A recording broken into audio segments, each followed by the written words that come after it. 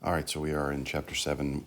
We're in the last section. This is a BC topic only. We're going to be working on arc length and surface area of revolution or surfaces of revolution.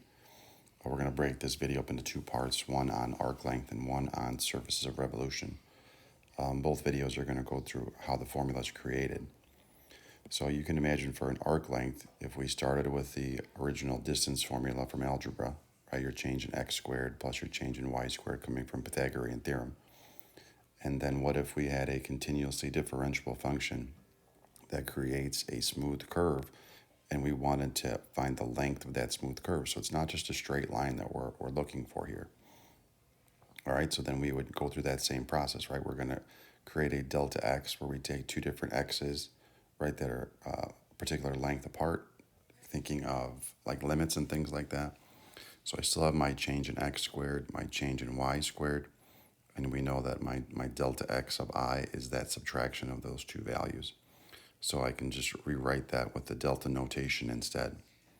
All right, and we're going to add up all of those lengths, and then that's going to give us the arc length. And they use lowercase s right now for arc length. And that letter is going to change depending on who you're reading about. So now here's the big switcheroo here. All right, this is the part that if you're watching, you're like, okay, but why would you think of that? That's why these are smart mathematicians, I guess. So we're going to change the delta y squared into delta y over delta x squared multiplied by delta x squared.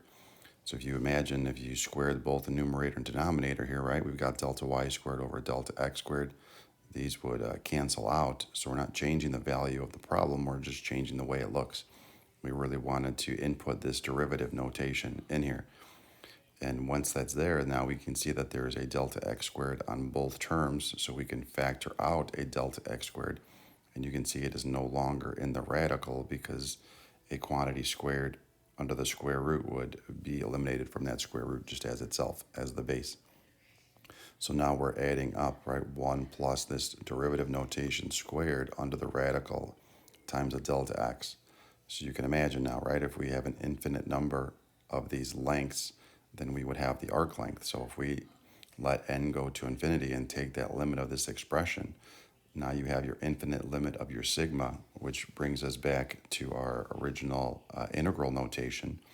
So that means this is equivalent notation to my integral. So wherever I start and stop here at a and b, I have the square root of my derivative squared, and then there's my dx, right? There's my thin width that we talk about when we have our integral. So this is how that equation comes about.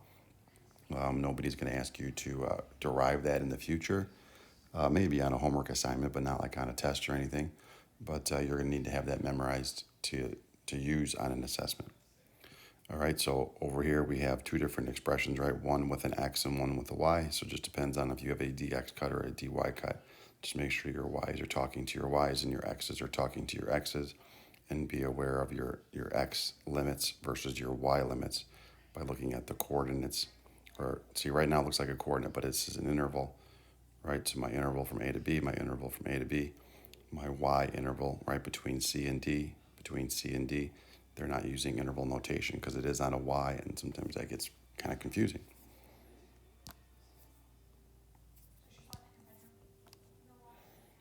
All right, so let's go ahead and try an example here. All right, so we know that our length is going to be my integral from a to b of the square root of my derivative, and this is where like the brackets and things get a little messy, dx here. So then if I am going to go for my integral here, right, they want you to use the length from x1 to x2, so that means I'm going to be evaluating, right, starting from x1 going to x2, my square root of 1 plus my derivative. Well, if they want me to use my function f of x is mx plus b, then my derivative is m. So then I would have m squared dx.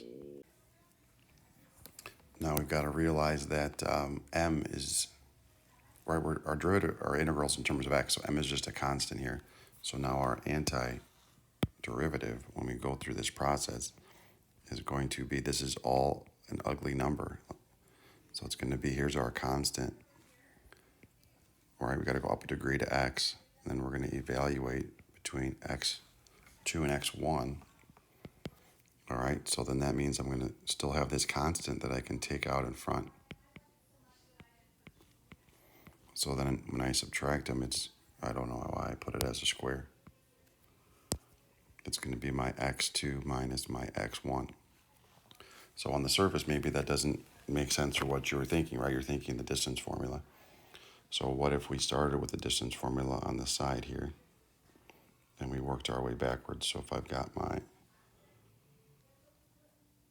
well, I guess people would do what? x2 minus x1, because you go furthest minus squared. This is where people can have the order in any order. So I've got my y2 then minus my y1, quantity squared. So now we're not really surprised here by the x2 minus x1 in the final problem, but let's go back to what we started with here to figure out what our y's are going to look like. So if we got y equals mx plus b, and we're going to evaluate at x1, and we're going to evaluate, so we'll call that y1. Then my y2 is really evaluated here at x2.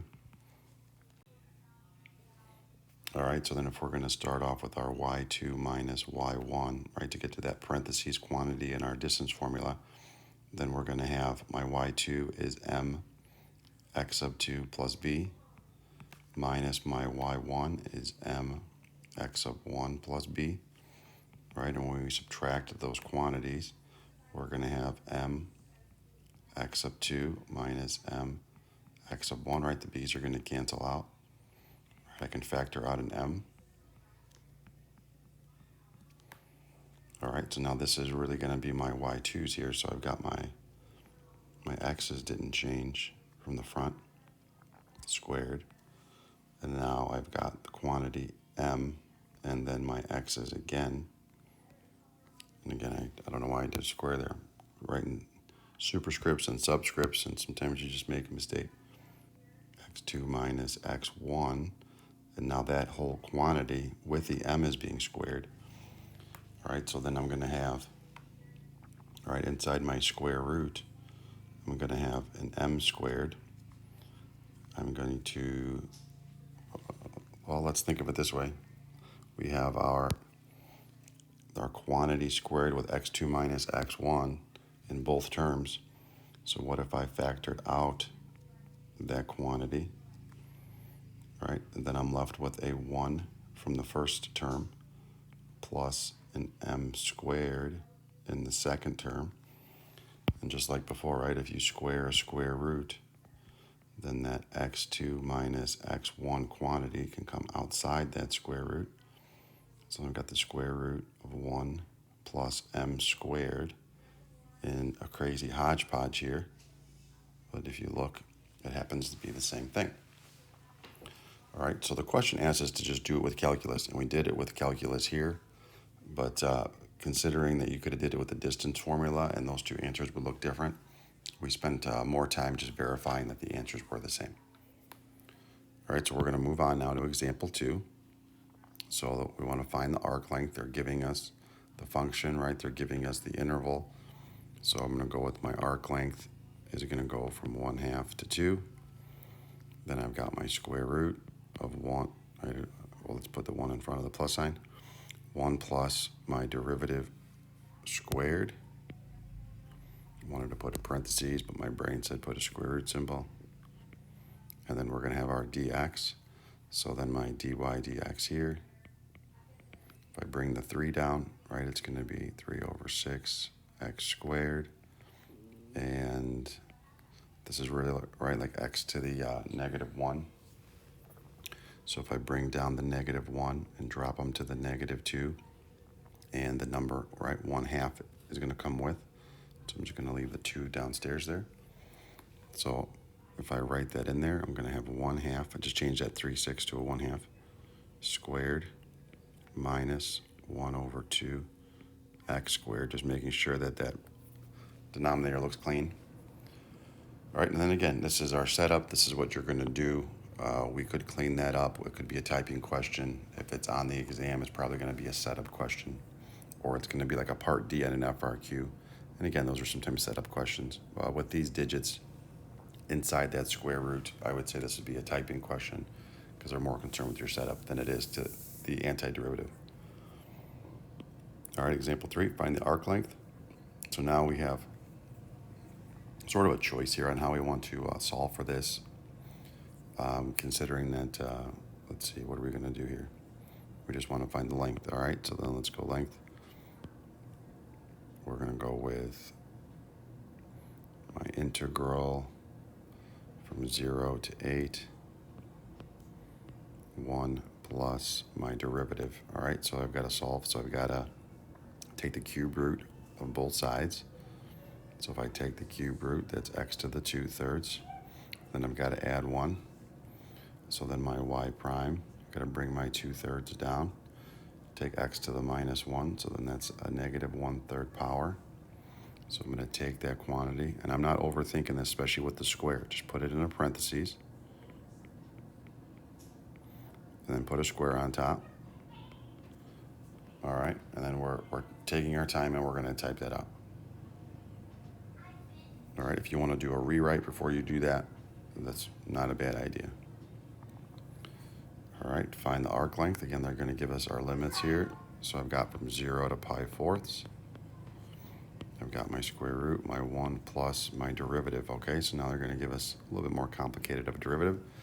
Derivative of natural log is 1 over the argument. And then the derivative of cosine is negative sine. All right, so we could have negative tangent if you want to simplify what you're going to be writing down there, because sine over cosine is tangent.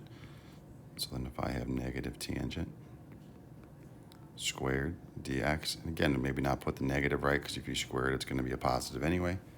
But same, we don't want to overthink this, and then we're going to be typing it through. All right, that is our last example here for the arc length, and we're going to start with the surface area on the next video.